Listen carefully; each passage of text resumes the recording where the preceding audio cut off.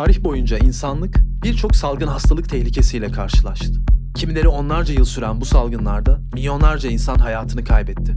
Takvimler 2019'u gösterirken Çin'in Wuhan kentindeki vahşi hayvan pazarından yayıldığı düşünülen ve bu tehlikelerden biri olmaya aday yeni nesil bir koronavirüs ile karşı karşıya kaldık. Başta Dünya Sağlık Örgütü olmak üzere yetkililer tarafından yeterli ciddiyetle karşılanmayan bu salgın, yüksek bulaşma hızı ve zamane alışkanlıkları sonucunda kontrolü güç bir pandemiye dönüştü.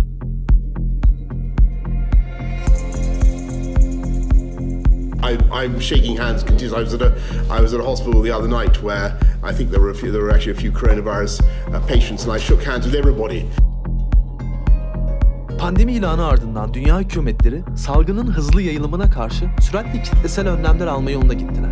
Das Coronavirus verändert zurzeit das Leben in unserem Land dramatisch. Unsere Vorstellung von Normalität, von öffentlichem Leben, von sozialem Miteinander, all das wird auf die Probe gestellt wie nie zuvor. Decisione giusta oggi è di restare a casa.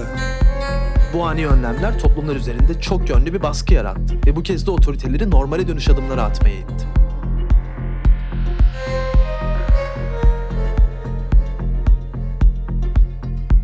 You have states without any problem. You have states with few cases, and those few cases have healed.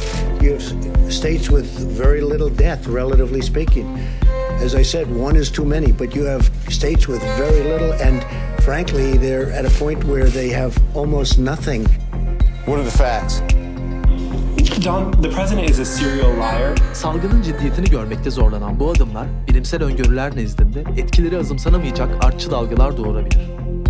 Bazı ülkelerde gelişen anti-tecrit hareketlenmeleri ise sağlık sorunlarını ve buna ek olarak da sosyal ve ekonomik problemleri derinleştirebilir.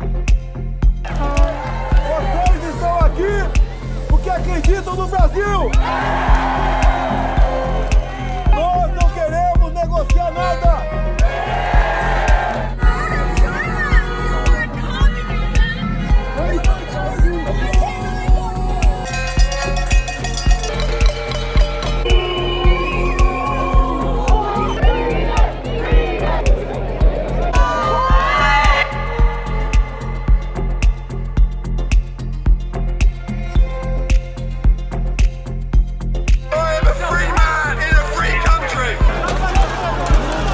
Ending the epidemic will require a sustained effort on the part of individuals, communities, and governments to continue suppressing and controlling this deadly virus. Peki ama kısıtlamalar daha aylarca devam ederse neler olacak? Your team used models to create possible scenarios of the pandemic, one which concluded a potential need for social distancing until 2022. Absolutely. İzolasyon hamlesi şimdiden gelişmiş ülkelerde dahi ciddi bir işsizlik oranı yaratırken küresel bir ekonomik krizin ayak seslerini duymamıza neden oluyor. İşin temelinde bir sağlık sorunu olduğu için o sağlık sorunu bir şekilde yola girmeden iktisadi sonuçlar düzelmeye başlamayacaklar. Tüm sistemin kilitlenmesiyle sonuçlanabilecek daha da büyük yayılmaların önüne geçmek için bu önlemlere tutunmak zorundayız. Tüm bunlar gerçekleşirken tüketiciyle yakın temasta bulunan pek çok sektör faaliyetlerini büyük oranda durdurdu. Kimileri ise tekrar açılmama tehlikesiyle karşı karşıya. The industries which are hit hardest are those which are related to the consumer. So that's retailing, that's entertainment, that's hospitality, both hotels and restaurants, many of which have simply been locked down. And many of these companies will have high costs, which they'll need to keep meeting. So suddenly you have lots of costs continuing and absolutely no revenues, which is the worst possible outcome for these businesses. Bu iş kollarının geleceğine yönelik farklı öngörüler var.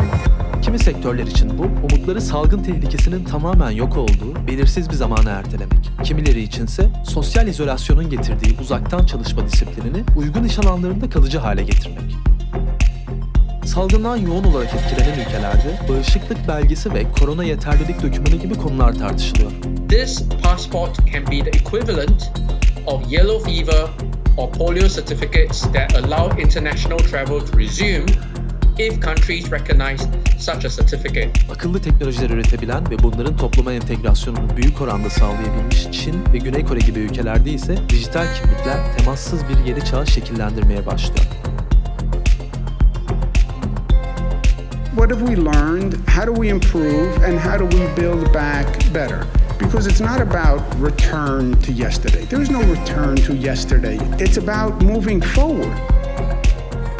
Bu sağlık krizine yönelik kalıcı bir çözüm henüz geliştirilemedi. Feveran öncesi hayata geri dönme konusunda aceleci davranmamız muhtemel sonuçları ağırlaştırabilir. Değişen dünyanın neresinde olduğumuzu düşünmek ve buna yönelik yatırımlar yapmak bize bu sonuçlarla başa çıkma konusunda yardımcı olabilir.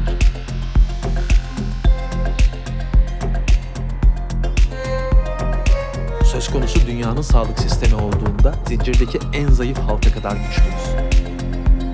Who will come and who will help on that situation these people? No one will. If we don't have accessibility to the water, how can we disinfect our hands just with soap?